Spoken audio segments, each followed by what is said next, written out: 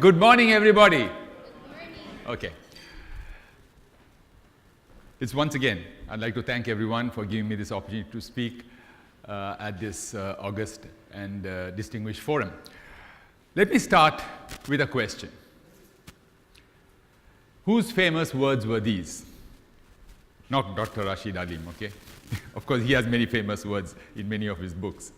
Whose famous words were these? All the world is a stage, and all the men and women in it are mere players.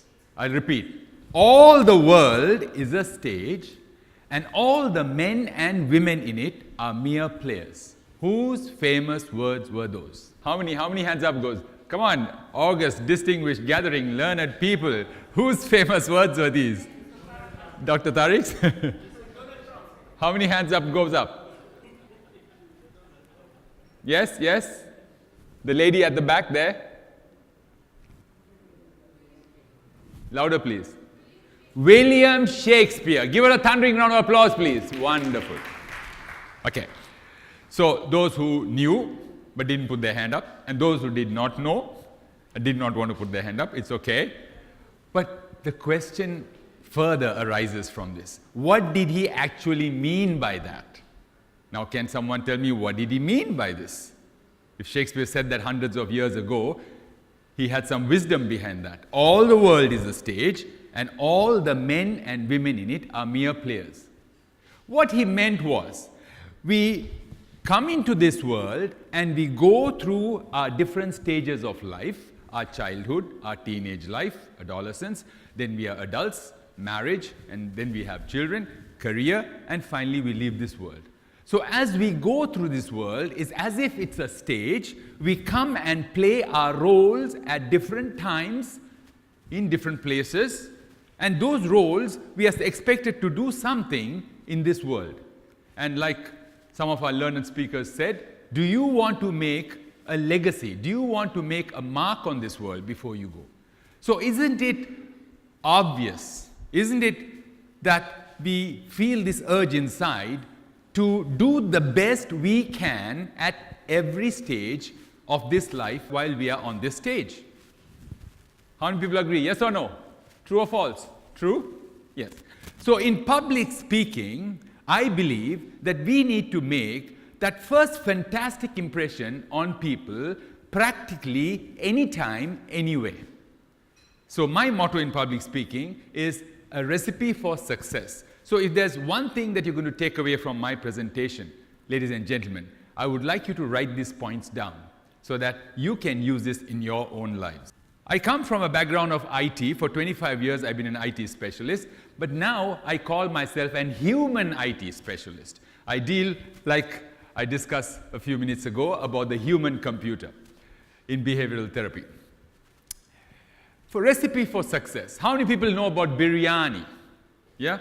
Many people from the Asian subcontinent, India and Pakistan know about biryani. And many people in the Arab world also know their version of the biryani. Yes, everybody understands what biryani is? Yes, thank you, doctor. So for a successful biryani, yeah, what's the recipe for success? Is it only the ingredients? But it's also the method of preparation. Ingredients and method. Then we get the aroma, the presentation, the colors. And what do you remember most about that delicious biryani you had? Do you remember the rice or the meat or the color or the taste? Which lingers longer in your mind? The smell, the taste, the aroma, what it looked like, what it smelled like, right? So in public speaking, remember, my friends, people do not remember exactly what you said, when you said. They remember more how you made them feel. So as I said, the human computer consists of two parts. We have the logical, analytical part, and we also have the illogical, the emotional, the feeling one. Which is more powerful? Which is more powerful? The intellectual one or the emotional one? The emotional one. That drives human behavior, and that's where you need to make that lasting impact. Okay. I call my recipe the 4 E's of public speaking. Please write this down. If there's anything that you take away from my talk today, please write this down and please share this with your colleagues back at your place of work. Share this with your family, your children. It will help them. The first E is enthusiasm. All right? Can anyone share with me what does enthusiasm mean for you? Quickly, enthusiasm. Over here, my learned people here. Passion. Over here, enthusiasm. Doctor? High spirit, excitement, good. Over there, enthusiasm. In Malayalam, I believe it's called ulsaham. Yes? Am I right? Ulsaham? Yeah, in Arabic, enthusiasm. Doctor? Someone told me hummus. Is that correct? Hummus? Is that? Am I pronouncing it right? Yeah? Enthusiasm, passion, excitement. Yeah? You're bubbling with this positive energy. You cannot wait to share this knowledge and your experience on this topic with the audience. That is enthusiasm. So the first ingredient is you got to come up on the stage and have this bubbling positive energy, wanting to share, exciting, make the audience feel. Unless you are having that feeling and emotion about your topic or passionate about your topic, how do you expect your audience to have that feeling and emotion? Make sense? Yeah? The second E, write this down, is entertainment. You got to entertain the audience. Many speakers, they focus on getting the content, the knowledge. So most of the time they spend behind the podium. Okay? So they have their slides, they focus on getting the information across. What they don't understand is people are taking their valuable time, okay, and giving you their attention. So you have to respect the audience for that. Their time and their energy that they're putting in to come over here and listen to you is as important as yours as a speaker. So you got to entertain them. So can you give me some ideas about entertainment? How do you entertain an audience? Dr. Rashid, you're an eloquent speaker. How do you entertain your audience? Edutainment, and he's very good at that. His slides, I love his slides. There's a lot of humor. He puts in videos. He'll put lots of excerpts from his past experience. It entertains. Now, what happens when an audience is entertained? Maybe with jokes, with humor, with stories. What happens to the audience? Come on, I want an interactive audience. What happens when an audience is entertained? They are engaged with you. Not only that, apart from that, they are relaxed. When an audience is relaxed, which mind is working more powerfully? The conscious mind or the subconscious mind? The subconscious, thank you ma'am. Yeah? When you watch a movie, which mind is working more powerfully? Your conscious, logical, analytical mind or your imaginative subconscious mind? When you're watching a movie? Subconscious. You believe everything as if it's real, right? So where do you think that information is going? Into your conscious mind or your subconscious mind? The subconscious mind. And the subconscious mind is where you have your permanent memory.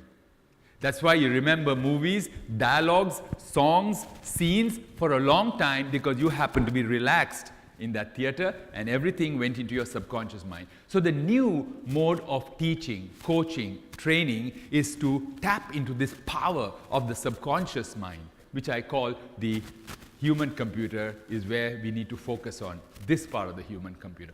So entertainment is very important. The moment you get your audience relaxed, there's a very good chance they remember most of what you have engaged and transferred the information. Third one, engagement. What's the reason engagement is important? Is it a one-way communication or two-way? Two-way. The audience needs to feel that they are part of the process. They're part of this sharing and learning. It is not a one-way communication. We have question answers, we clarify doubts, we ask audience to raise their hands if somebody agrees or has another point of view. So when you engage the audience, it's like taking them on a journey through that topic. When you ask questions, you are getting a feedback from the audience how well they are in connection with this topic, with the speaker. So what are the ways that we can engage the audience? Ken? Ask questions, right? So when you ask questions, you will prompt them. You prompt them. How do I start my presentation today? How many of you remember whose famous words were those? So you had to go back in your memory and drag that bit of information and recollect whether you know the answer for that. It doesn't matter whether you know it or not. The fact that is, I made you focus. They made everybody focus onto that speaker. Very important. Engagement. Number 4 is education. Of course, we know what education is. Education is the content, the information, your slides, maybe your handouts. Okay? So obviously that is important. That is the value of the content that you bring to the presentation. However,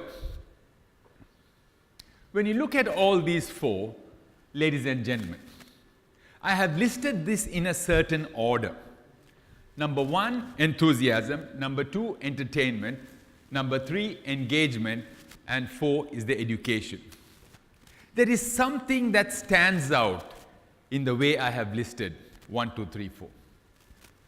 Can anyone out here tell me what is the reason that I listed 1, 2, 3 as being more important than number 4? Why would enthusiasm and entertainment and engagement be more important than the education? People want knowledge, right? People want content. People want value. That's why they come here to listen to you, right? So education is important. But how come I listed entertainment and enthusiasm and engagement as being more important than education? She said, when you don't create that interest in the audience, okay, when they are not so connected to the speaker, there's good chance that they are not getting that education, that information. It will be like, I photocopy my presentation and leave a copy on all of your desks there in front of you, and you can read the content. Okay, so that's education. I've given you the information. Thank you very much. But what's the reason I come on the stage to impart that knowledge? I had to add some more value. I had to make it more interesting. I had to engage. I had to clarify doubts. I had to make sure that I drill this information into you so it starts playing like a tape recorder. Yeah? Like an iPod inside your mind. So as you're driving back to your offices or your home, you recollect what I had spoken to you. Even when you are few weeks and months down the line, these thoughts come back to you. And it starts working in the background. Not in the conscious mind, it's in the subconscious. It's like your autopilot. Yeah? Making you implement whatever you have learned today and make you a better public speaker. So what we learn from this is 1, 2, 3. They talk about how you're presenting it. How you made your audience feel. How you made them visualize and imagine themselves as being a fantastic speaker. And number 4 is the what. So ladies and gentlemen, which is more important now? Is it the what, the content, or the how you present it? Exactly. Thank you for agreeing with me. So at the end of the day, it is important to learn the skills, polish and upgrade yourself. And success builds on success. Take the first step. Make a small presentation. Use a small group. You become successful, go to the next stage. Take a larger group. Go to a bigger forum. Maybe join an association or a club where you have regular practice. The more and more you build on that practice, you become better. Remember, the only path to perfection is by doing these 3 things. Can anybody guess? Practice, practice, and more practice.